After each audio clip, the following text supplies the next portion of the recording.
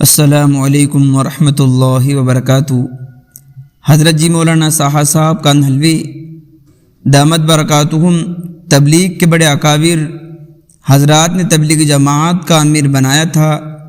جن میں محترم حاجی عبدالوہاب صاحب دامت برکاتہم بھی شامل تھے۔ تقریباً 20 افراد قبل حضرت مولانا انعام الحسن صاحب رحمۃ اللہ علیہ اپنے انتقال سے قبل پوری دنیا کے اکابرین تبلیغ میں سے چن کر ایک شورا کی جماعت بنائی تھی، جن کو اہل الحل والعقد کہا جاتا ہے، اور اس جماعت کے افراد یہ تھے: حضرت اقدس مولانا سید احمد خان صاحب رحمۃ اللہ علیہ، حضرت اقدس مولانا مفتی زین العابدین صاحب رحمۃ اللہ علیہ، حضرت اقدس مولانا عمر صاحب پالنپوری رحمۃ اللہ علیہ، حضرت اقدس مولانا اظہار الحسن صاحب رحمۃ اللہ علیہ، حضرت اقدس مولانا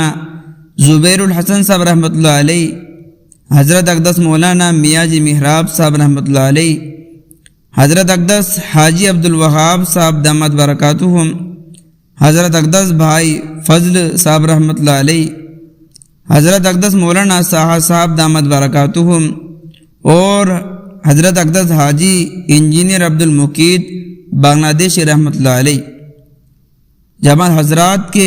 وصال کے بعد مرکز نظام الدین میں جمع ہوئے، اور مسلسل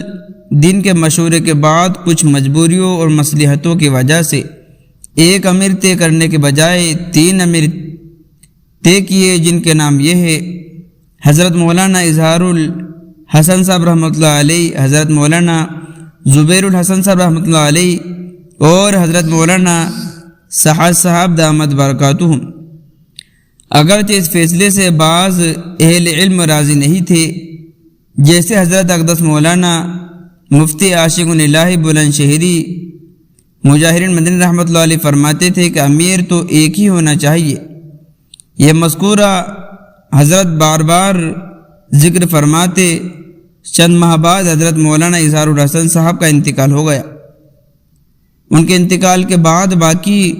2 حضرات کی باری امیر اور فضل بننے کی تھی۔ دوبارہ وہ جماعتوں دونوں کے ساتھ تیسرے افراد کے اضافے کے لیے جمع نہیں ہوئی۔ مرکز نظام الدین میں ایک کی غیر موجودگی میں دوسرا ہی امیر اور فیصل ہوا کرتا تھا، اور عالمی مشورے میں یہی 2 حضرات فیصلے کرتے تھے۔ حضرت اقدس مولانا زبیر الحسن صاحب رحمۃ اللہ علیہ کے انتقال کے بعد حضرت اقدس مولانا ساحہ صاحب دامت برکاتہم ہی مرکز نظام الدین کے مشورے کی جماعت کے امیر اور فیصل ہے۔ اللہ تعالیٰ ان کے علم اور عمر میں برکت عطا فرمائی۔ الحمدللہ معاملہ اصل کی طرف لوٹ آیا۔ چنانچہ آپ علیہ الصلوۃ والسلام کا ارشاد ہے کہ اگرچہ نظام الدین مستورات کی جماعت الحمدللہ معاملہ اصل کی طرف لوٹ آیا، آپ کی جو خبریں آنے لگی کہ حضرت نے فرمایا تھا کہ مجھے شورا بنانے میں خیر نہیں نظر آ رہی، جنہوں نے یہ بات سنی وہ اس بات پر یہ گواہی دے اسلامی تبلیغ کے فیصلوں کو منسوخ کرنے کا حق خلف کو نہیں۔ اور وہ اکابرین تبلیغی جماعت جن کو حضرت جی مولانا انعام الحسن صاحب نے منتخب کیا تھا، وہ اپنی زندگی میں ایک ہی مرتبہ جمع ہوئے تھے۔ مرکز نظام الدین اور صرف وہی کا کام انجام دیا، دوبارہ کسی کام کے لیے ساری جماعت جمع نہیں ہوئی، بلکہ اپنے ذمہ داروں کی تابع ہو کر چلی گئی۔ اس بات سے معلوم ہوا کہ حضرت جی انعام الحسن صاحب رحمۃ اللہ علیہ کی بنائی ہوئی عالمی شورا صرف امیر منتخب کرنے کے لیے تھی، جس طرح سے حضرت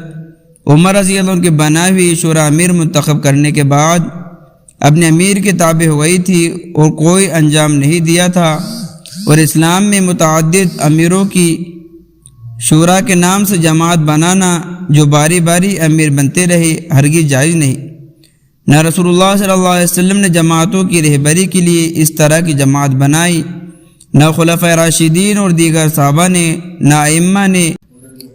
یعنی میں تم کو وصیت کرتا ہوں اللہ کے ڈر کی اور امیر کی بات سننے اور ماننے کی، چاہے وہ امیر تمہارا حبشی غلام ہی کیوں نہ ہو۔ جو میرے بعد تم سے جیے گا وہ بہت سے اختلافات دیکھے گا، بس تم میرے سنت، میرے بعد خلفائے راشدین کی جو ہدایت ہے، راہ دکھلانے والے ہیں، ان کی سنت کی پیروی کرو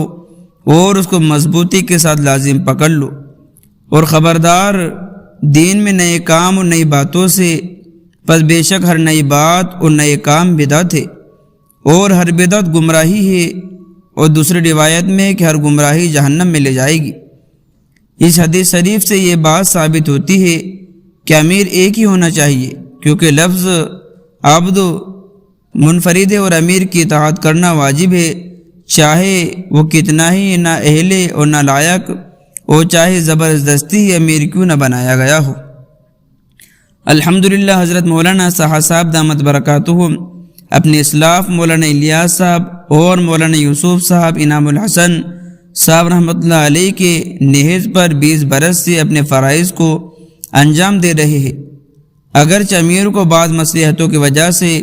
ترتیب میں تبدیل کرنے کا حق ہے، کیونکہ شریعت کا احکام اور فتوے بعض دفعہ حالات زمانے کے تغیر سے بدل جاتے ہیں۔ حضرت عمر رضی اللہ تعالیٰ عنہ نے اپنے زمانے خلافت میں بہت سی تبدیلیاں لے کر آئے اور فٹ سے امور کا اضافہ کیا جو صدیق اکبر کے زمانے میں نہیں تھی۔ سارے صحابہ رضوان اللہ تعالی علیہ مجمعین نے قبول کیا، کسی نے بیاہ پر اعتراض نہیں کیا، چنانچہ طلاق کے سلسلے میں تبدیلی آئی، زکوٰۃ اور عطیہ اور تراویح وغیرہ کے مسائل میں اور بہت سے مسائل آئے۔ حضرت عمر بن خطاب رضی اللہ عنہ کا ساری امت نے اجتماعی طور پر قبول کیا، اور حضرت عثمان رضی اللہ عنہ اپنے دور خلافت میں اس چیز کی امت کو اجازت جس چیز سے حضرت عمر رضی اللہ تعالیٰ عنہ فرماتے ہیں، چنانچہ آپ کی بات کو ماننا ان لوگوں کے ذمہ ضروری تھا۔ تو دوستو، اس ویڈیو سے ہی پتہ چلتا ہے کہ امیر ایک بار طے ہو جاتا ہے، اور وہ امیر